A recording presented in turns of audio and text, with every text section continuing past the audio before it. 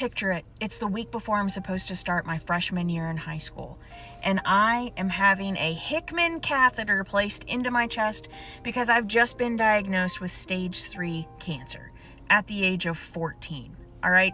It's not a good way to start your high school experience, but I know that if I can just make it through this outpatient procedure and go home, I have the weekend to recover, and then I get to start school on Monday with all of my other friends. Except I wake up and I am not in the recovery room. I am on the pediatric oncology floor at the hospital. And what is happening?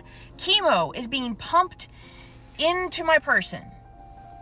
They decided that the cancer just couldn't wait, and they were going to go ahead and start my chemo that moment.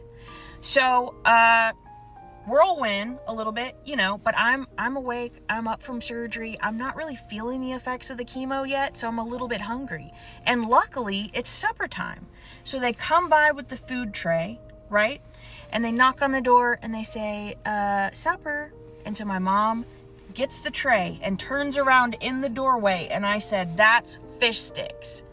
And she said, this is not fish sticks.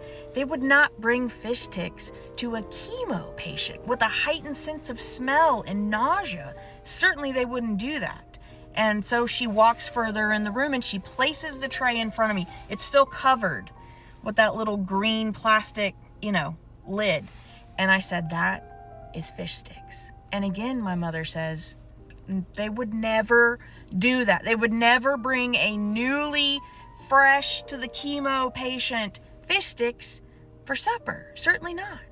So she takes the lid off. And again, I say, that is fish sticks. And what does she say? Repeat it with me. Certainly that's not fish sticks, as she cuts into fish sticks. And from that moment forward, food was not allowed in my hospital room during the entirety of my stay, except for one moment of weakness.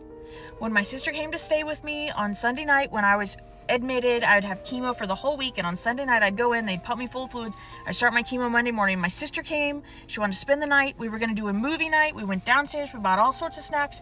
I ate 2 pounds of Mr. Good bars and then immediately threw it up the next morning. So no more Mr. Good bars either. But that was the one and only time I made the exception for the food in the room, and it bit me in the butt.